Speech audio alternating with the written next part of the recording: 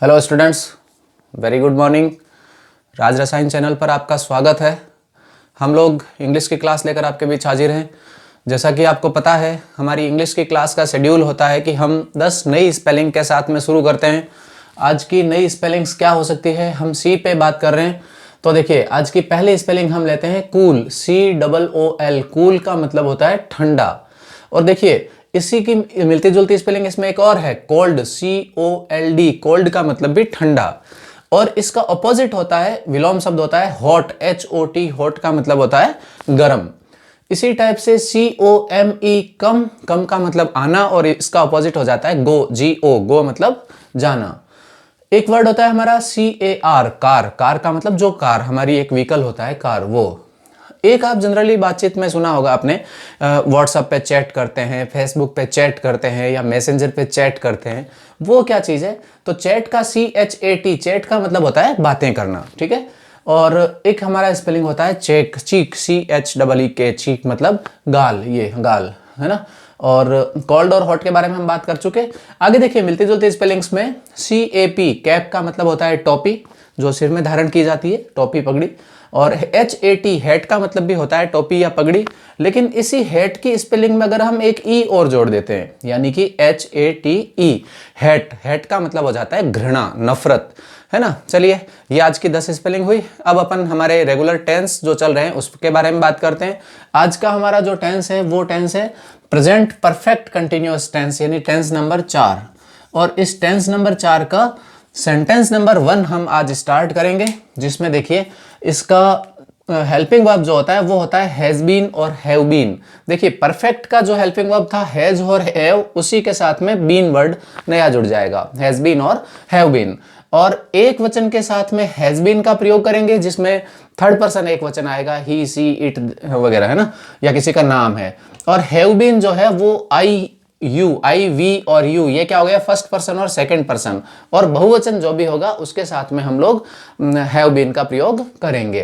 अब अगर अपन बात करें कि इस टेंस की हिंदी में पहचान क्या हो सकती है, तो ध्यान रखिए, जो 2 नंबर टेंस प्रेजेंट कंटिन्यूअस में पहचान थी, रहा है, रही है, रहे हैं, या फिर रहा हूं, ये आता है। तो देखो, ये चीज तो कंटिन्यूअस में भी थी, प्रेजेंट कंटिन्यूअस 2 नंबर टेंस में भी यही थी। तो फिर 4 नंबर को और 2 नंबर को कैसे पहचानेंगे कि इसमें से 4 नंबर की पहचान कौन सी है और 2 नंबर की?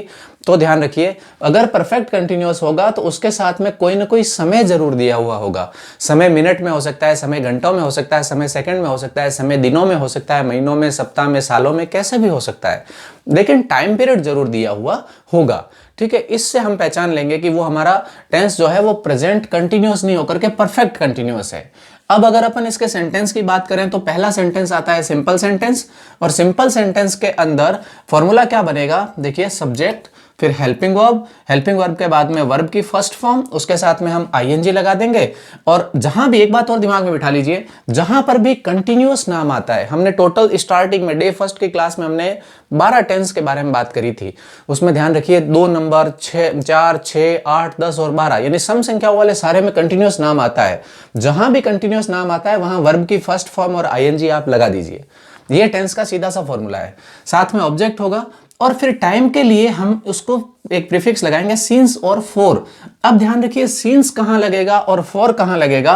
अगर कहीं पर कोई निश्चित समय दिया हुआ हो तो हम सिंस का प्रयोग करेंगे, और समय यदि अनिश्चित हो तो हम फॉर का प्रयोग करेंगे। अब सिंस और फॉर का प्रयोग मैं आपको निश्चित और अनिश्चित कह देता हूं, ऐसे समझ में नहीं आएगा। इसको हम एग्जाम्पल से बात करते हैं तो आपके आराम से समझ में आ जाएगा। जैसे देखिए, कई बार इसमें थोड़ा कंफ्यूजन भी होता है, सेंटेंस से क्लियर हो जाएगा।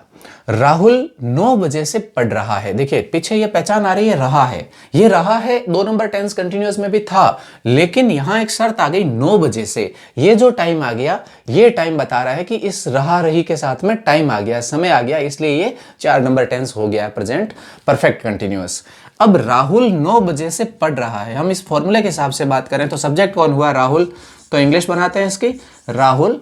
अब राहुल के बाद में हेल्पिंग वर्ब, देखिए राहुल कौन हुआ, एक वचन है, थर्ड पर्सन एक वचन है, तो उसके साथ क्या लगेगा, has been. Rahul has been. अब क्या कर रहा है, पढ़ रहा है। देखिए, यहां कोई चीज नहीं दी है कि वो अखबार पढ़ रहा है या आपकी कॉपी पढ़ रहा है, किताब पढ़ रहा है, पर्टिकुलर कुछ नाम नहीं दिया, इसका मतलब वो पढ़ाई कर रहा है ना। तो मेन वर्ब हो जाएगी study. Then Rahul has been study, STUDY और ING लग जाएगा, studying. Rahul has been studying. अब देखो कब से, अब अपने को प्रयोग करना है सिंस या फॉर का। सिंस या फॉर क्या है, 9 बजे से। अब 9 बजे से अगर अपन देखें तब आपको 9 तो ऐसा लगता है ना जैसे कोई निश्चित समय है, लेकिन ये ध्यान रखिए यहीं पे गलती होती है। कुछ समय अपने को ऐसा लगता है कि वो निश्चित है, दरअसल वो निश्चित नहीं है। अब ये 9 बजे है, आपको ऐसा कहां लिखा है कि ये आज सुबह के 9 बजे है, आज शाम के 9 बजे हैं, आज के 9 बजे हैं, या कल के हैं, सुबह के हैं, शाम के हैं, कुछ भी पता नहीं है ना। इसलिए ये जो 9 बजे का टाइम दिया है इसमें कहीं कोई निश्चित नहीं हो रहा है कि ये कब का है। और जब निश्चित नहीं होता है तो हम क्या करते हैं, फॉर यूज करते हैं। फॉर 9 बजे से है 9 o'clock, ये इसका सेंटेंस हो जाएगा। ठीक है, दूसरे सेंटेंस से और क्लियर हो जाएगा। देखिए, सीता पिछले 30 मिनट से नाच रही है। सब्जेक्ट कौन हुआ, सीता। हम इंग्लिश बना लेते हैं इसके भी, सीता अब क्या कर रही है, देखो हेल्पिंग वर्ब कौन है, सीता भी अपना थर्ड पर्सन एक वचन है तो हैज बीन ही लगेगा। सीता हैज बीन क्या कर रही है, नाच रही है। डांस वर्ब होती है डांस, तो डांसिंग हो जाएगा, DANCING।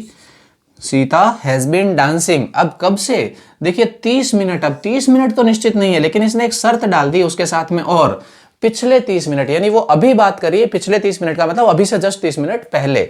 इसका मतलब यहां पर ये जो टाइम है, पिछले शब्द आ गया है तो ये अपने पास में निश्चित हो गया है। इसलिए यहां पर हम सिंस या फॉर में से सिंस का प्रयोग करेंगे। सिंस लास्ट 30 मिनट्स, है ना। तो ये ध्यान रखना पड़ेगा कि आपको निश्चित और अनिश्चित समय कौन सा है। अगर लास्ट वर्ड दिया हुआ हो या कोई पर्टिकुलर डेट देके टाइम दिया हुआ हो, डेट और सन दिया हुआ हो, ये निश्चित में हम मानेंगे। ठीक है, तो आप खुद उसको पहचान लोगे कि ये कौन सा निश्चित है, कौन सा अनिश्चित है। ठीक है, ये वीडियो ज़्यादा से ज़्यादा लाइक और शेयर करें, और अगर आपको हमारी क्लास ठीक लग रही हो तो इस चैनल को ज़्यादा से ज़्यादा सब्सक्राइब खुद भी करें और दूसरों से भी करवाएं। Thank you.